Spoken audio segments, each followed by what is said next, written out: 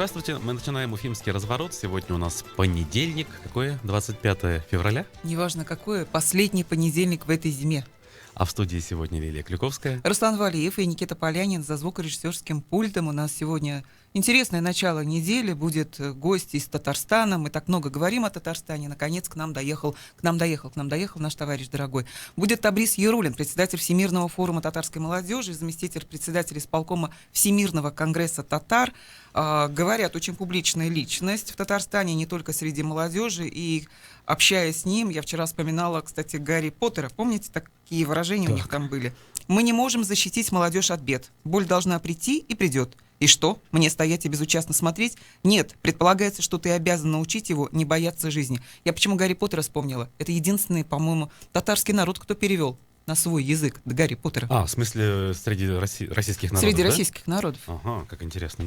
Вот такое отношение к молодежи. Все почему? Потому что вчера прошел конгресс татар в Да, Уфе, Всемирный мы конгресс анонсировали его и, соответственно, хотим кое-какие итоги подвести, вообще выяснить, что говорилось, какие выводы сделаны, какие решения, в конце концов, приняты. Но это будет во второй части нашей программы после новостей в середине часа. Напомню, номер для ваших смс-сообщений +7 927 304 1051, а также напомню, что у нас всегда прямые трансляции запущены в Фейсбуке и на Ютубе, впрочем, как и сегодня, поэтому присоединяйтесь к трансляции, подписывайтесь на наш канал, смотрите эфиры, лайкайте и участвуйте в дискуссии. А эфир мы начнем, как обычно, как традиционно, с обзора прессы. Хочу сразу сказать, что вчера, наверняка радиослушатели «Эхо Москвы» в Уфе знают, что вчера во многих городах России прошел День памяти и вообще мероприятие, посвященный Борису Немцову, политику и видному вообще государственному деятелю нашей страны. И, конечно, в Уфе тоже не обошли стороной этот момент. И вот на ПроУФУ о том, как в Уфе почтили память Бориса Немцова, убитого 4 года назад в Москве. Значит, в 15:00 прошла акция, соответственно, в Уфе. Это было в сквере 50-летия Победы. Возложили, значит, участники акции цветы в память о покойном. И, в общем, основной тезис, основная мысль, которую озвучивали собравшиеся, это «Борис боролся и отдал жизнь за свободу и справедливость в России». Вот. И дальше издание напоминает и рассказывает о том, как эта акция прошла в Москве. Но я думаю, что наша аудитория прекрасно об этом знает, поскольку федеральный эфир «Эхо Москвы» об этом подробно рассказывал и вчера в течение дня, и сегодня, конечно же, тоже какие-то итоги и какие-то вещи на эту тему будут вспоминаться и дальше. Я хотела бы напомнить телефон нашей студии. Вы можете написать нам вопросы. +7 927 304 1051. Пожалуйста, подписывайтесь. А я тем временем продолжу информацию о том, что написала «Медуза» в выходные дни. Минтруд предложил проиндексировать социальную пенсию на 182 рубля, то есть до 9266 рублей. Пенсия социальная повысится с 1 апреля. Как-то всегда они выбирают такие дни интересные. 2019 года на 182 рубля. Повышение социальной пенсии связано с ростом прожиточного минимума пенсионера. В 2018 году он вырос на 2%, составил 8483 рубля. Кстати, на индексацию пенсии потребуется 7 миллиардов рублей. Напомню, что в 2018 году социальные пенсии были проиндексированы на 2,9%, а годом ранее на 1,5%. И с 2019 года в России началось поэтапное повышение пенсионного возраста на 5 лет. Так, Руслан Валиев уйдет на пенсию в 65, а я в 60 лет. В 60? 60. Ну да. Слушай, получается, вот одни положительные результаты повышения пенсионного возраста. Нам пенсии начали поднимать наконец-то. Нам начали на 182 рубля. То есть мне, в принципе, хватит на оплату... нет, на свет не хватит, на газ. На газ мне только хватит оплатить.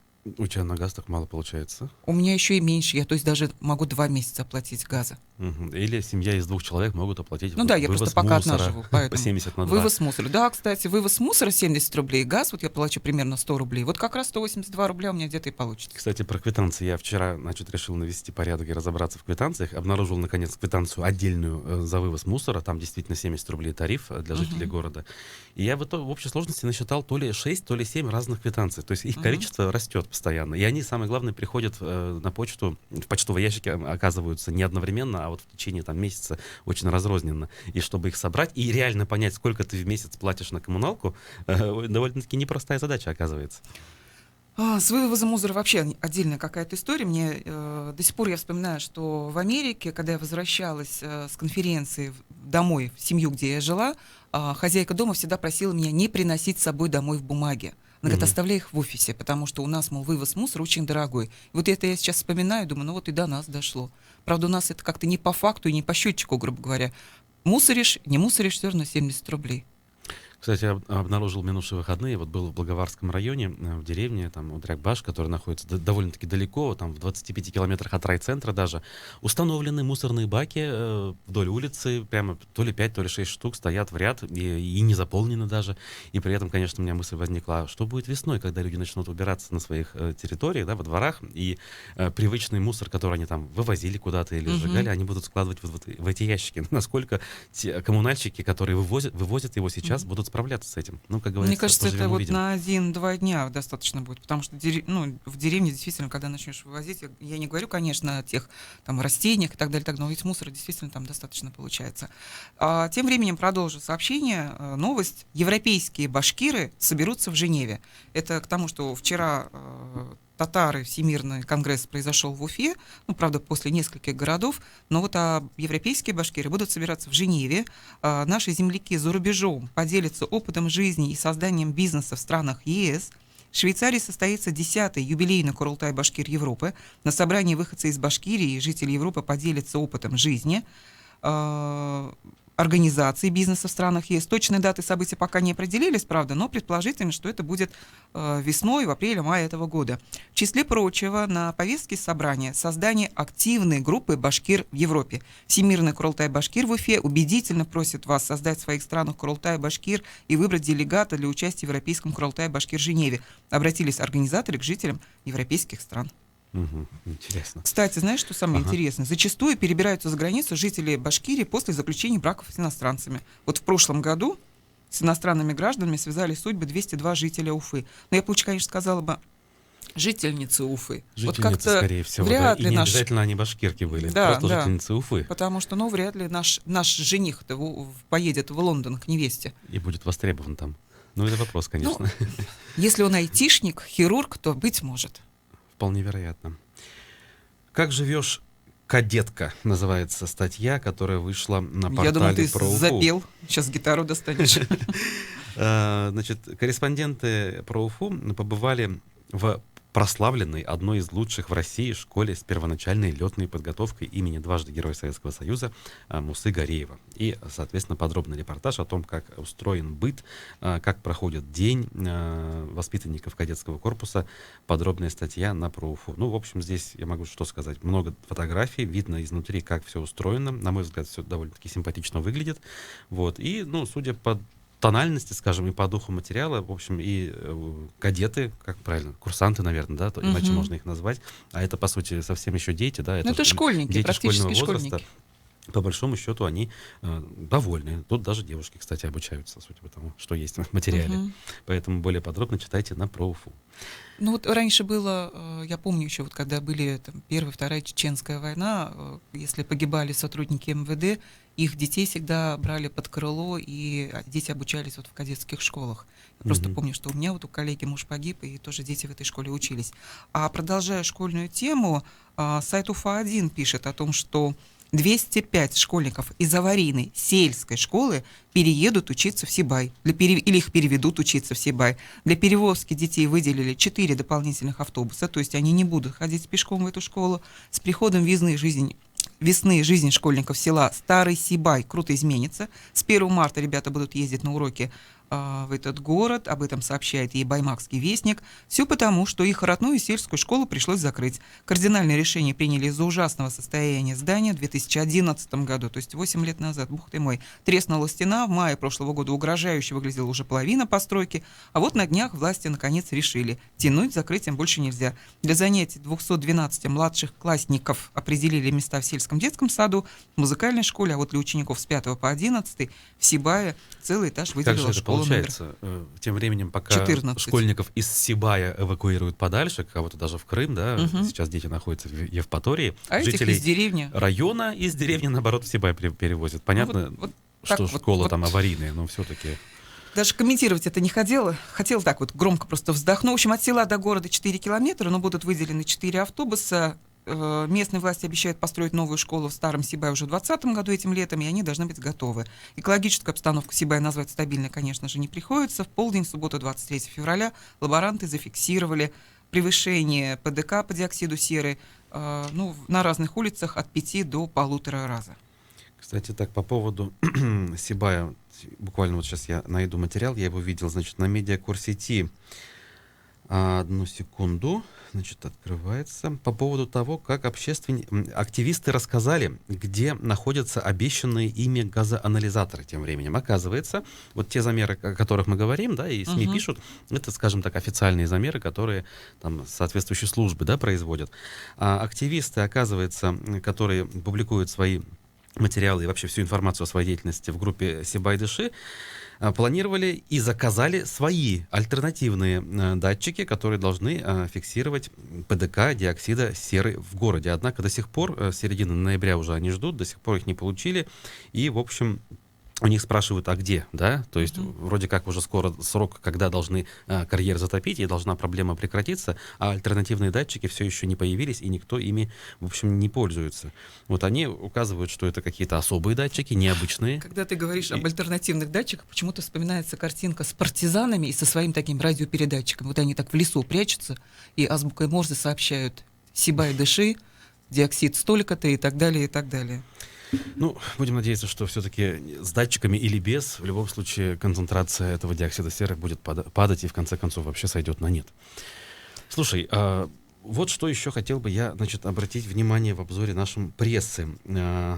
Значит, Салават Юлаев, наш хоккейный клуб, завершил выступление в регулярном сезоне, в регулярном чемпионате и, в общем, вышел в плей-офф, довольно-таки ожидаемо. Да, вчера было очень много фотографий Ради Хабирова с формой. Вот, вот. Значит, Ради Хабиров впервые встретился с хоккеистами Салавата Юлаева в преддверии плей-офф. Значит, Салават Юлаев для нас команда номер 1, настоящая хоккейная элита. А мы все, жители республики, гордимся нашим клубом, болеем за него, живем его игрой. Это в сердце каждого нашего жителя, отметил Ради Хабиров в беседе с хоккеистами. Начинается плей-офф, команда у нас сильная, дружная, атмосфера в коллективе очень хорошая. Мне кажется, что с такой командой нужно претендовать на максимально возможные победы, на Кубок Гагарина. В Рио глава республики пообещал, что Башкирия будет поддерживать хоккейный клуб Салават Юлаев. По его словам, для этого есть и ресурсы, и желание. Значит, хоккеисты не остались в долгу. В подарок они преподнесли руководителю республики именной свитер с номером 1. Значит, сообщу, кто не знает, значит, нашим соперникам в первом раунде плей-офф будет команда из Магнитогорска, Металлург, наш один из принципиальных соперников, почти такой же принципиальный, как казанский Акбарс. Вот. Кого-то, кстати, радует эта перспектива, что вот в первом раунде у нас будет Металлург, а кого-то расстраивает. Люди боятся, что вот мы не пройдем Металлург, например, и нам не удастся встретиться с Акбарсом в следующем раунде, например. Да? Так или иначе, плей-офф — это наиболее горячая пора, и поэтому, дорогие друзья, хотелось бы у вас спросить, будете ли вы вот сейчас, именно в раунде плей-офф, смотреть или хотя бы просто поддерживать и болеть за хоккейный клуб Салават Юлаев? 262 72 47, если вам это интересно и вы действительно будете болеть. Неважно при этом, болели вы в течение регулярного чемпионата или не болели, да, поддерживали, не поддерживали. Вот конкретно сейчас в плей-офф вы будете поддерживать. 262 72 47, 262 72 48. Нет, вам это не интересно. Голосование. Процесс пошел. Да, отбивочку дослушаем. Да, я напомню номера. 262 72 47. Вы будете поддерживать хоккейный клуб Салават Юлаев в ходе раунда плей-офф, просто вот потому, что вам это интересно. 262 72 48. Нет, этого делать вы не планируете. Что хотела сказать? Я хотела сказать, что все-таки фанатов хоккейного клуба Салават Юлаев сразу видно. Вот у тебя так сейчас глаза загорелись. Мне кажется, у тебя сейчас в кармане где-то есть мобильная клюшка, и вот видно, что ты прям за наш хоккей так радеешь. А я хотела бы тем временем, пока наши слушатели голосуют, еще одну позитивную новость сказать, от которой мои глаза загорелись. Житель Питера Радию Хабирову написал: Слушай, а давай мы эту тему оставим попозже и тоже по ней проголосуем. И что ты сейчас будешь делать? А сейчас я скажу по поводу того, что мы голосуем, напомню, и свое мнение выскажу. Действительно. Давай. Мне интересно, даже зачастую бывает, не успеваешь сходить на игры в течение регулярного чемпионата, там, или максимум на 1-2, и даже вроде как большинство матчей пропускаешь, но во время плей-офф становится намного интереснее. Я тебе свитер свяжу. Свяжешь? Ух ты. Эхо Слушай. Москвы в Уфе. Руслан Салават Валиев. Юлаев, да? Салават Юлаев. Друзья, 262-72-47, вам интересно, и вы действительно готовы, и уже настроились на то, чтобы поддерживать наш хоккейный клуб в ходе раунда плей-офф. Тем более мы не знаем, насколько он будет продолжительным. Да, это может быть всего лишь несколько игр, там минимум, может быть, 4 игры, кстати Это может говоря. быть и поддержка до сентября, вдруг подумала я. Ну нет, подожди. Финал Кубка Гагарина у нас обычно до 20 апреля проходит. Так что вот максимум 2 месяца, почти 2 месяца у нас осталось на то, чтобы следить за хоккеем. 262-72-48, нет, вам это в принципе не интересно, вы не планируете поддерживать клуб. Ну что, давай подведем итоги этого голосования и дальше твою тему, которую ты озвучила, продолжим, потому что она тоже интересна. Так, что мы видим, дорогие друзья? Голоса у нас разделились практически. Почти половина готовы поддерживать и будут болеть. 41% наших радиослушателей проголосовали, что будут поддерживать Салават Юлаев. И 59, тоже довольно много, да, ну понятно, что оставшаяся часть говорят, что болеть за Салават Юлаев в оставшееся время не планируют. Ну что, спасибо всем, кто проголосовал. Я, кстати, напомню номер для ваших смс-сообщений. +7 927 304 10 51. И теперь давай к твоей теме. Так вот, друзья мои, житель Питера сообщил радио Хабирову, написал, прошу разрешить в Уфе создать частное, заметьте, надземное метро. Сразу вопрос, житель Питера имеет отношение к республике? Нет, если по фамилии, может быть, он какой-нибудь выходец из наших. Сейчас я дочитаю, может быть, кто-то его и узнает, может быть, это чей-то товарищ. Экономист из северной столицы придумал, как решить транспортную проблему в башкирской столице. Житель Санкт-Петербурга Ренат Бичурин придумал, как решить в Уфе проблемы общественного транспорта. Мужчина настолько вдохновился этой идеей, что даже написал открытое обращение к властям республики, в РИО главы региона Радио Хабирову, главе администрации Ульфату Мустафину, Курултай, Горсовет, прислал в редакцию свое письмо в Уфа-1. По словам Бичурина, город-миллионник спасет строительство надземного метро. Видимо, металлоконструкции и укладки рельсов производить проще, чем буравить известняк под Уфой. И быстрее, поэтому в кратчайшие сроки можно выстроить до 40 километров линий метрополитена. Помнишь, у нас был период, по-моему, мы с тобой еще в школе учились, когда уже название станции даже было.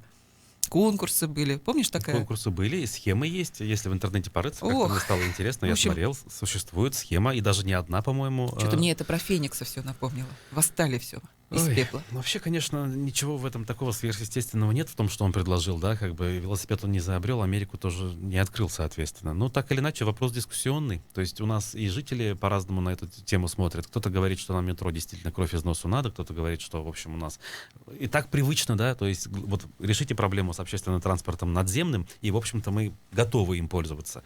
Опять же, вопрос денег, да, то есть если это придется из-за строительства потенциального напрягаться, плюс экология, плюс техническая возможность, да, потому что нам не раз заявляли, да, будем делать, а потом раз, и нет, не будем делать, потому что у нас там карстовые пустоты, и вообще земля у нас не подходит для этого. Кстати говоря, друзья, а вы на этот счет что думаете? Вот если предположить, что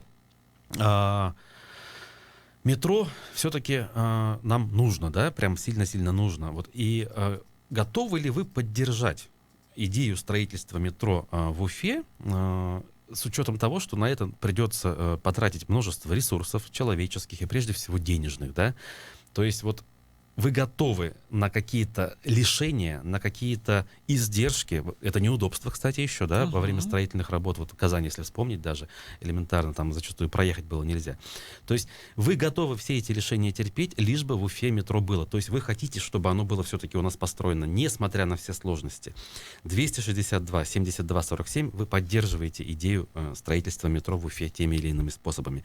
262-72-48, нет, вы считаете, что эта идея совершенно пустая, бесполезна, вот уже 39 лет, да, об этом говорят у нас, и раз уж не сделали, то и не надо. 262-72-48. Голосование. Процесс пошел. 262-72-47, вы считаете, что надо все-таки собрать волю в кулак, деньги, как говорится, в мешок, да, и все остальное прямо аккумулировать и сделать, и построить, или хотя бы начать это делать, да, в Уфе метрополитен, потому что все-таки стыдно, в конце концов, перед той же самой соседней Казанью. Нет, 262-72-48, в общем, делать этого не нужно, бесполезная затея, раз уж не смогли, и в советское время не смогли, и там в 90-е, и в нулевые, богатые тоже не смогли, Мгм. да, то уж сейчас и начинать не стоит. Но зато у нас запускали электрички, помнишь, там из Демы в Черниковку. Но единственная, опять же, проблема, мы, по-моему, с одним из наших гостей также обсуждали, что электричками бы, может быть, люди и пользовались бы, если бы с площадки железнодорожного вокзала были организованные выезды на автобусах, потому что это получается затратно. Сначала ты приезжаешь с Черниковки в центр города на вокзал железнодорожный, а потом оттуда добираешься до места своей работы. Кстати говоря, о метро мы не подразумеваем обязательно подземное. Да, это действительно, как надземное. этот значит, активист из Петербурга Ренат указал Бичурин. в письме Хабирову, возможно, это будет какая-то надземная вещь. Но все-таки метро — это отдельная, выделенная, скажем так, железнодорожная ветвь, которая проходит в центральной части города, не на Мгм. окраине. Да, это все-таки не электричка. Потому что метро подразумевает, что ты находишься в центре, ты спустился или Мгм. там поднялся куда-то, сел, поехал и опять же добрался до точки нужной, а не до точки пересадочной. Если вам идея строительства метро близка и вы готовы ее поддержать в Уфе, несмотря на все сложности, 262 72 47, 262 72 48, нет, вы эту идею поддерживать не готовы, потому что это бесполезно и бесперспективно. Что мы видим в результате, дорогие друзья? Подводим итоги и называем цифры. 44% за и 56% против. Примерно 50 на 50. Такие у 56 нас сказали, цифры так сегодня. сойдет. Ну что ж, уходим сейчас на новости. После этого вернемся в нашу студию с гостем.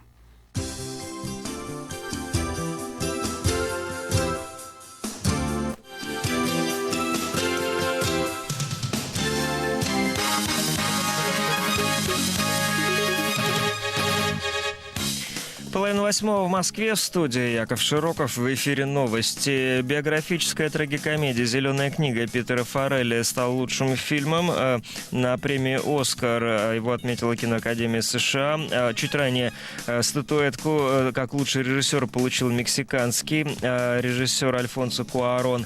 Лучшей актрисой признана Оливия Колман за роль в исторической драме «Фаворитка». Ну и Рами Малек получил статуэтку «Оскара» за роль Фредди Меркьюри в биографической драме «Богемская рапсодия».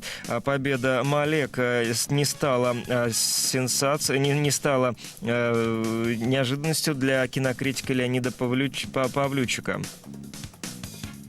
Рами Малек сыграл в фильме «Богемская рапсодия» фронтмена группы Queen Фредди Меркьюри. Во-первых, есть огромное сходство с самим героем и актером. Во-вторых, он, что называется, попытался истово вжиться в эту роль, не щадит себя, играет на пределе своих возможностей. И фильм имел огромный успех во всем мире. Его посмотрели десятки миллионов зрителей. Он собрал огромную кассу.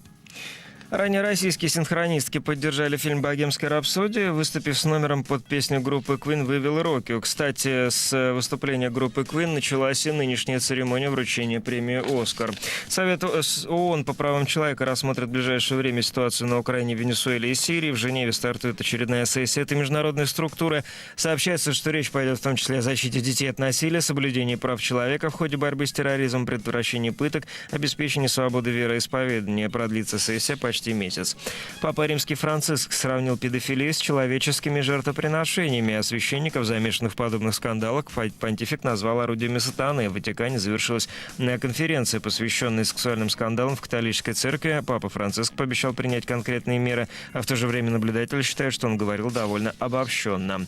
Экзархат русских церквей в Европе отказался подчиняться Вселенскому патриарху. Генеральная ассамблея выступила против перехода общин в подчинение Константинополю, пишет сайт Deutsche Welle. Русский экзархат объединяет приходы русских иммигрантов после Октябрьской революции. В ноябре прошлого года Синод Константинопольской церкви принял решение интегрировать их в свои митрополии. Московский окружной военный суд начинает рассмотрение дела теракта в петербургском метро. В результате взрыва в апреле 2017 года в вагоне поезда между станциями Сенная площадь и Технологический институт погибли 16 человек, в том числе предполагаемый террорист. Более 60 пострадали. Сегодня ожидается предварительное заседание, на скамье подсудимых 11 человек. В Москве сейчас 0 градусов, давление 741 миллиметр ртутного столба. Днем ожидаются небольшие осадки, +1, +3. Яков Широков, служба информации, Эхо Москвы. 3, 2, 1. Реклама. Владимир Цыбенко, финансовый эксперт инвестиционного холдинга «Финам». В Уфе с открытым семинаром «Секрет успешных инвестиций». Инсайдерская информация о том, во что лучше вкладывать в 2019 году. 28 февраля. Запишитесь. 216 11 22. ООО «Финам РБ». 18+. Ездите вокруг дома и ищете, где припарковаться? Устали откапывать машину от снега? Хватит мучиться! Есть решение! В новом умном доме на Злобина свой паркинг с доступом для всех жильцов. Паркуйтесь по-умному. Бронируйте квартиры в умном доме с 8-ярусным паркингом. 280 10. 280 10. Застройщик ИСК Стройфедерация. Проектная декларация на сайте стройфед.ру. Набор водителей такси. У нас всегда для вас много работы. Служба заказа «Такси Мотор». 2 900 900. По понедельникам в студии «Эхо Москвы» в Уфе подводить итоги прошедшей недели будет Азамат Саитов и его гости. Каждый понедельник вместо программы «Персонально ваш» слушайте программу «Послесловие» с Азаматом Саитовым после 15 часов.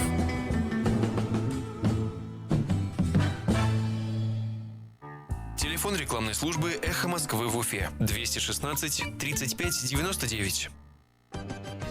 Будет реклама, будет и эхо. На то мы и партнеры.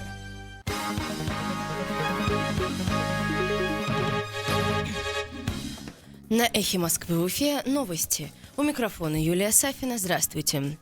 Жители Сибая начали сбор подписей за эвакуацию города. Петиция, опубликованная в соцсетях, адресована исполняющему обязанности заместителя премьер-министра правительства Башкирии Раифу Абдрахимову и мэру города Рустему Афзалову. Организовала акцию общественница Диана Демидова. Чтобы поддержать акцию, не нужно быть жителем Сибая, подписаться можно и онлайн. В настоящее время обращение подписали 850 человек. По словам Демидовой, власти бросили своих детей на произвол судьбы, и с этим надо что-то делать. Она и сама пострадала от химикатов в воздухе, попав в больницу с высоким давлением и отеком легких на второй день своего пребывания в городе. Больше всего ее пугает, что страдают дети зоны 500, у которых из-за высокого давления постоянно идет кровь из носа. Однако ученые-химики, посетившие Сибай, объяснили, что превышение ПДК не может привести к таким последствиям. Назначен новый глава администрации Кировского района Уфы. Как сообщает про Уфу, ранее Эльвир Нурдавлятов возглавлял администрацию Советского района Уфы и был директором УЖК Кировского района. Бывший глава Кировского района Динар Халилов теперь исполняет обязанности главы администрации города Салават. Суд арестовал бывшего директора ГУП УАЗ Эльвиру Берг на 3 месяца.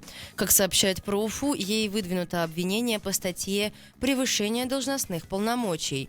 Напомню, ранее стало известно, что обыски прошли у Эльвиры Берг, а также у арбитражного управляющего Урала Ахметова и бывшего вице-премьера Башкирии, экс-министра земельных и имущественных отношений Евгения Гурьева. По версии следствия, 4 земельных участка и государственные здания в обход конкурсных процедур через ГУП УАЗ были переданы по заниженным ценам частным лицам Уралу Ахметову и застройщику Валерию Мансурову.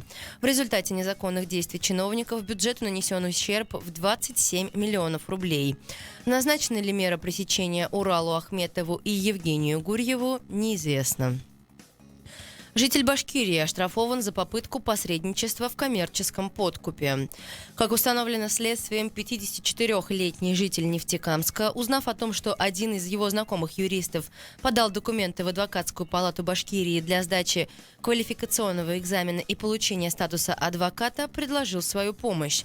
Полагая, что знакомый ему заместитель председателя Президиума Башкирской республиканской коллегии адвокатов может поспособствовать в получении статуса, он сообщил знакомому, что за 300 тысяч рублей может помочь в успешной сдаче квалификационного экзамена и дальнейшем присвоении статуса адвоката. Однако, осознавая незаконность предложения, юрист обратился в управление ФСБ по Башкирии. В августе прошлого года злоумышленник был задержан во время передачи взятки. В суде обвиняемый признал вину в совершенном преступлении. Суд назначил ему штраф в размере 50 тысяч рублей. Напомню, в начале февраля состоялись акции протеста молодых юристов, которые утверждают, что для получения статуса адвоката в Башкирии, помимо сбора в 160 тысяч рублей, необходимо заплатить еще 300 тысяч рублей взятки на самом экзамене. В завершении выпуска о погоде. Сегодня в Уфе малооблачно, слабый ветер без осадков.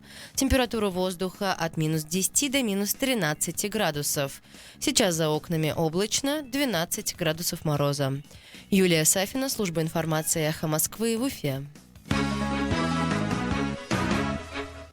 Радиостанция «Эхо Москвы» в Уфе представляет «Уфимский разворот». Программу, в которой ваше мнение может быть услышано, голос учтен, а СМС-сообщение прочитано в прямом эфире. Слушайте «Уфимский разворот» по будням с 9 утра. Да не просто слушайте, участвуйте.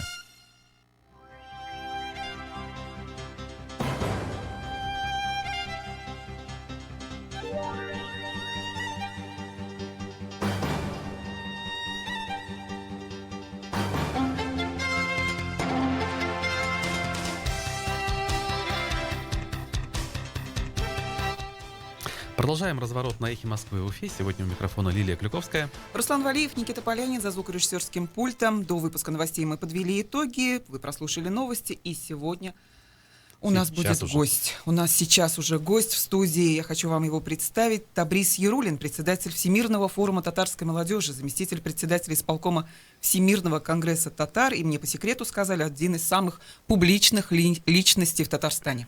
Здравствуйте. Исянмесе, здравствуйте. Здравствуйте. Слушайте, давайте мы, прежде чем к сути разговора перейдем, поясним нашим радиослушателям, в чем суть деятельности вот этих вот общественных организаций, которые вы представляете, чтобы было понятно. Ну, мне кажется, общественная организация из двух частей состоит, из двух направлений.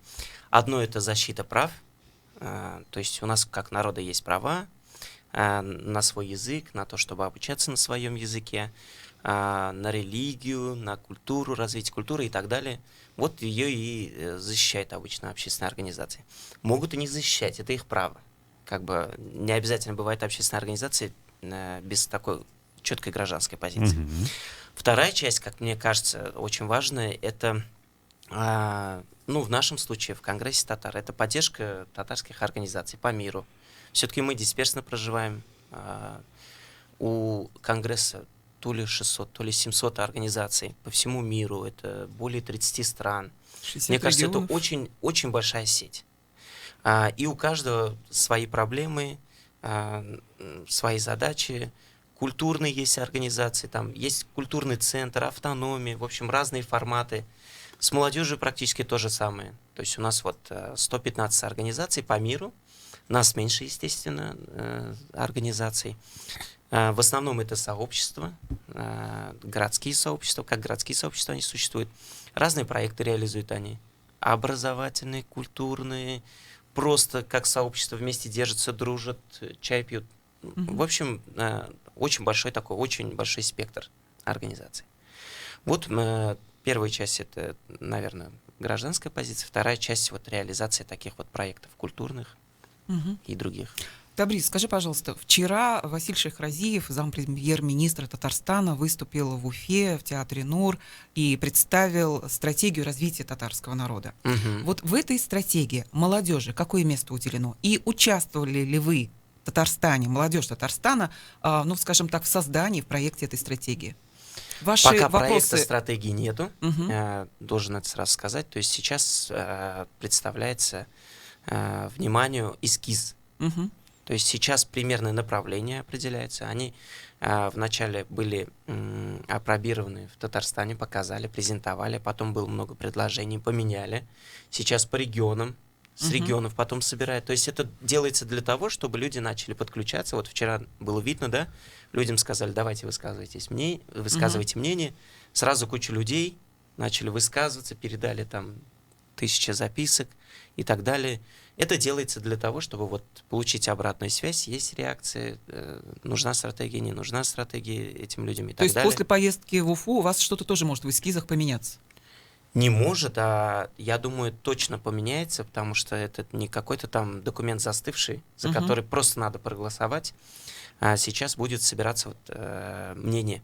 Я бы не стал выделять молодежь, всегда почему-то выделяют, вот говорят, а как с молодежью участвовали, там, есть у вас альтернативные там стратегии и так далее. Вообще, мне кажется, стратегии пишутся для нашего поколения. Для будущего. Да, если 50-й год брать, то даже не для меня, вот у меня сын растет, получается, для него он будет уже 30-летний, надеюсь, уже реализует себя.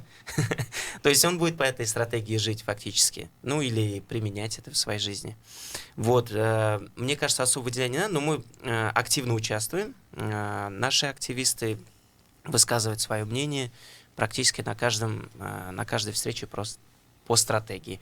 В регионах мы собираем молодежь, вот до этого в Екатеринбурге, там со всех организаций близлежащих регионов приехали из Тюмени пара организаций, в самом Екатеринбурге 3 молодежных организации и так далее, и так далее. В Уфе это делается немножко по-другому, потому что здесь татарской организации нет молодежной. Есть только представители, то есть в совет форума, кто входит от Уфы. Но не только они очень помогают, но вот какой-то структуры нет. Почему, кстати, нет в Уфе? Не могу сказать. Почему? Потому что, наверное, надо быть местным. Но так сложилось, что почему-то при том, что очень много татар... Есть активная молодежная среда среди татар, но тем не менее. Вот мы когда приезжали, в последний раз приезжали, предыдущий раз, надеюсь, не последний, вот, приезжали, мы тогда собирали с разных сообществ где-то 40-60 человек. Очень деятельные, интересная молодежь, но вот как структура они себя не видят.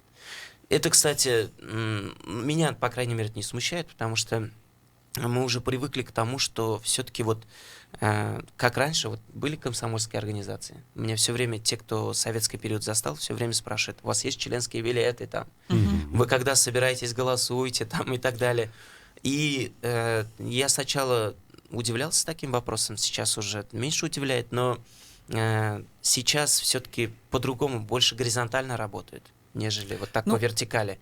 И очень много городских сообществ существует, неформальных. И вот я сам приверженность вот этой теории малых дел.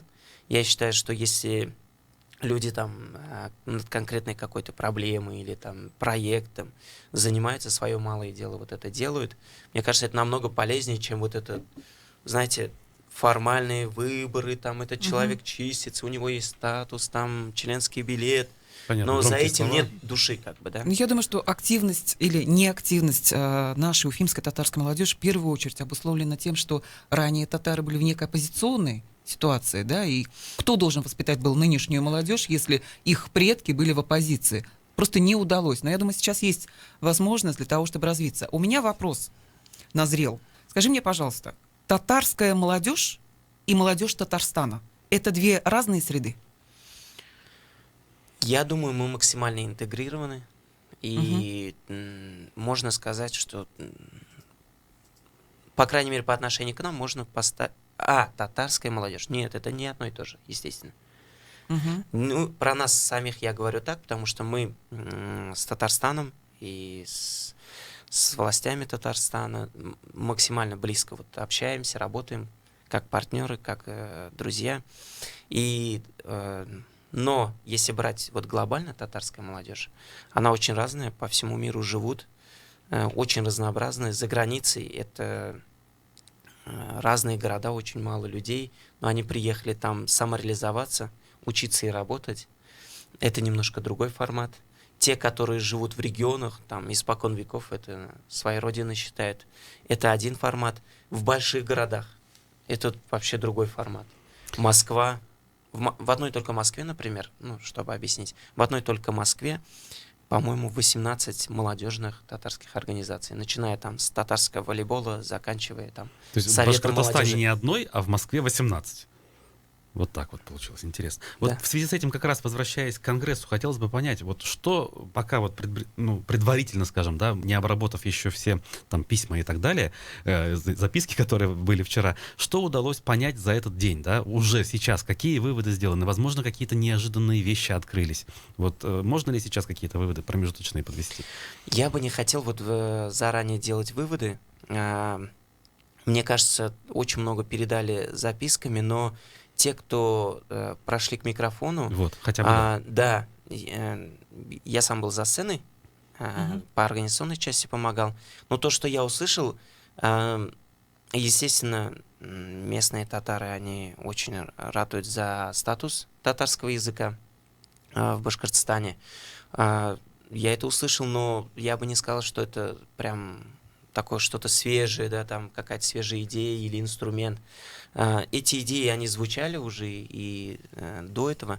Мне кажется, задача именно уфимских татар, если они хотят повысить статус татарского языка здесь, и чтобы они хотят поддержки от Казани, да, мне кажется, им нужно вот проработать инструменты, да, как это сделать, как мы в этом можем помочь. Потому что ждать, что вот из Казани приедут и повысят статус, ну, такого не бывает. Вот я сам был волонтером акции «Мин татарша сөйлешем», я говорю по-татарски, лет 10 назад.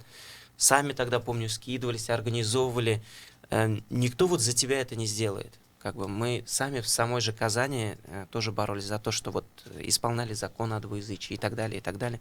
Если статус хотят поднять, мне кажется, надо проработать вот инструменты и так далее. Поэтому сказать, что я что-то такое прям новаторское, новое услышал, нет, я бы не сказал. Но видно было, что это их волнует до сих пор. Волнует общественность, и все равно в том или ином виде нужно это как-то решать, как мне кажется, каким-то цивилизованным вот, способом, диалогом. Вот. И преждевременно не нужно делать как бы выводов. Наверное, главный вывод был в том, что много народу пришло. Да, зал был полный. Да, и реакция зала мне понравилась. То есть это не были люди пассивные слушатели. То есть обычно заходишь, сразу видно зал, который не хочет или там не участвует, или просто там по разнарядке. Люди захотели, пришли, собрали, до конца просидели, еще спектакль посмотрели. Для меня был трогательный момент, когда весь зал встал на песни «Туган Тель». Вот Да. весь зал встал и начал петь. Знаешь, это очень выглядело как на съезде КПСС, когда там гимн все поют. Для меня это было реально трогательно. Я не ожидала вот этой ситуации. Да. У меня вопрос. Можно я вот хотел добавить про знаковое? Мне кажется, знаковым было то, что был представитель Курултая, башкирского Курултая. Вот мне было приятно осознавать, что и сегодня мы с ними вместе встретимся у них, что у нас вот такой диалог, что они пришли на это мероприятие, что это мы здесь не просто там откуда-то приехали, что-то сделали, уехали, а вот при поддержке то есть местных обращают внимание местной власти. Да, ну просто надо понимать, не только что власть, да, Курултай, это же тоже общественная организация. проблема языка, она ведь не только проблема татарского народа, она и проблема башкирского народа, сохранение Да, языка. это вообще, да, всех народов. Вот. Я вчера впервые услышала такое выражение «фабрика», «сообщество», «мозговые штурмы с молодежью». С чем это связано? Что реально там происходит? Где там? У вас в Казани. У вас Инде. Нет, не в Казани. Это, мне кажется, это общий мировой тренд. Вообще, я на татарское как смотрю. Вот радиослушатели не видят, но я не сижу в тюбетейке с чак-чаком в кармане. Можно даже вот так вот. То есть такое стереотипное мышление про татарский народ, мне кажется, он ушел. Татары это вот как сейчас вот такие, да. Так выглядят люди и в Европе, и в Китае, и в Америке. Что произошло вообще? Произошел своего рода такой космополитизм, да, глобализация произошла. Мы теперь одинаково выглядим везде. То есть не как раньше, 100 лет назад, идешь по улице и сразу знаешь, вот это татарин, это русский, это башкир, там, это чуваш. Сейчас уже не определить. Даже заходя в дом, ты не сразу определишь, какой национальности человек. Ну, если это вообще нужно. Сейчас идентичность поменялась. Я не говорю, что она исчезла. Просто у нее форма поменялась. И мне кажется, при всем при этом работать те же методами, что или 50 лет назад, когда вот в советское время тоже так же, да, там вот это такой народ, у него такой танец, такой праздник, там вот такой. Такой подход, мне кажется, он устарел и уже не вернется. Так. Надеюсь, что не вернется. А к чему нужно прийти? Вот, и я хотел сказать, что, соответственно, и форму работы тоже надо менять. И у нас есть такой негласный девиз. Я не говорю за казанскую молодежь, я за все татарские, вот вовлеченные в это движение людей. И в хорошем смысле продаю ее и вот башкирской молодежи, с которой мы общаемся, и остальным. Все, что современное, мы делаем по-татарски, и все, что татарское, мы делаем по-современному. Такое есть понятие глокал, глобальное плюс локальное. Когда локальное ты в каких-то глобально понятных формах представляешь. То есть это твой вклад вот в мировую культуру. Поэтому все, что вы знаете, новых слов, там, заимствований, мозговые штурмы, стратегические сессии, что еще, форсайт-сессии, все это мы делаем по-татарски или на татарскую тему стараемся делать. И мне кажется, это наша фишка, с одной стороны. С другой стороны, это очень хорошо подходит для молодежи, это им нравится. Мы для себя выбрали миссию вот развития городской культуры. Сейчас 70% татар живут в городах, работают, учатся, создают семьи. И упираться только на наследие села, культуры, уклада традиционного уже невозможно. Нужно немножко переформатироваться, чтобы человек в городе нашел себя, знал, где здесь, как поддержать свою идентичность. Соответственно, мы и свою деятельность вот так выстраиваем. Скажите, Табрис, правильно ли я понял, что вот сохранить язык можно лишь вот этим способом, на ваш взгляд? То есть вот это вот то, что отменили обязательное изучение национальных языков в школах, на ваш взгляд, это не страшно, если использовать вот эти вот современные методы, скажем так, сохранения идентичности? Или все-таки это Нет, не отдельные согласен, вещи? это страшно, во-первых, потому что по истории мы знаем, что в советское время, когда обязательно татарский убрали, то есть в школах он был по выбору, там факультатив, тогда появилось целое поколение людей, которые не говорят на татарском языке. То есть для нас это вообще типичная ситуация, когда родители не знают татарского языка, но дети, например, изучили его в школе. Это нормальная ситуация, то есть дети знают его. То есть реально владеют? То есть Да. в школе могут научить человека, который не в среде? Да. Ну, естественно, в школе научат. За 10 лет неужели... Для нас как? неестественно. Ну, у нас вот английский все изучают, но никто не владеет в России в целом. Я думаю, что есть такая языковая проблема, методика обучения вообще всех языков, да и многих предметов. Да, это вот прям отдельная большая тема. Но вот что касается родных языков, я считаю, это проблема. То есть, когда мы изучали татарский язык, когда он был в числе равных, также изучался, как другие языки, все равно это другое отношение к языку, к носителям этой культуры. То есть они говорят, да, они равны, а когда один обязательный, сейчас два иностранных будет обязательным, а вот местный язык там, ну это уж там по желанию, да, это уж сразу резонирует, я уж даже не буду это объяснять, мы столько раз про это говорили, это, естественно, будет иметь последствия. Как в отношениях между людьми, так и в реальном владении татарским языком. То есть все, кто занимается татарской темой, от певцов эстрады до журналистов, там весь спектр, они все потеряют аудиторию татароязычную. Это однозначно. И у башкир это произойдет, у всех. Вот. То, что мы делаем, это, естественно, не панацея, это не то, что спасет. Это, знаете, как будто вот комбайн идет, собирает, а мы подбираем колосья. Хотя бы вот эти. Вот это так. Потому что мы... То есть если бы у нас было там 100 центров там, в любом большом городе, да, которые постоянно выпускают людей, там, обучают, образовательные программы имеют, это одна история. Но я считаю, что опускать руки не стоит. То есть есть ситуации, при которой нам надо еще больше напрячься, поработать. Поэтому я уж обращаюсь и к башкирской молодежи, и к другим народам, что вот Нам нужно делиться вот этими историями успеха, форматами. Мы бы делали то, что делает башкирская молодежь, что у них хорошо получается. Вот я часто в регионах встречаю башкирскую молодежь, они с татарской «Не разлей вода» делают кинофестивали. Вообще интересно вот это направление. Мы, например, не дорабатываем в этом направлении. Мы по языковому активизму, я считаю, что у нас классно все построено. Вот постоянно приглашаем башкирскую молодежь, приезжают они к нам и на Мин Татарша Селяшем, смотрят, как у нас все это устроено. Нам вот этим надо делиться и постоянно масштабы увеличивать. То есть мы для себя, вот важна стратегия, возвращаясь, чтобы далеко не уходить, к стратегии. Почему это важно написать стратегию? Вообще каждому народу или сообществу даже свою минимальный план. Потому что вот мы уйдем, вместо нас придут новые люди. Они скажут, а давайте что будем делать? И опять будут придумывать примерно то же самое, что и мы. Чтобы такого не произошло, должна быть, ну вот условно, чтобы представить было легче, это книжка, какой-то справочник. А мы дошли до 20-й страницы, всего 2000 страниц там до светлого будущего.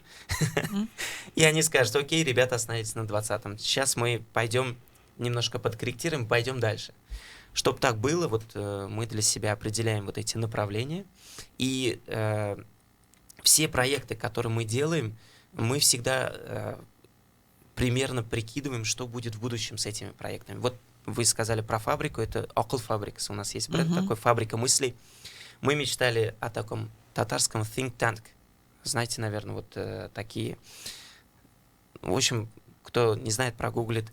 Я думаю, что знают уж слушатели. Что это такой центр интеллектуальный, который будет вырабатывать решения, новые идеи. И вот мы его задумывали сначала как публичные лекции. Потом думаем, окей, на следующий год мы будем 2-дневные интенсивы проводить на какие-то темы. Интенсивы. Потом думаем, этого недостаточно, надо превращать в 2-месячные курсы. Вот такой мини-стратегию желаю для всех. Спасибо большое. Мы благодарим нашего гостя Табриса Ярулина, председателя Всемирного форума татарской молодежи. И хочу сказать, что сегодня после обеда в 15:00 тема программы «Послесловие с Саитовым» «Башкирская медицина». До свидания. Спасибо всем. Спасибо. Рахмет. Радио «Эхо Москвы».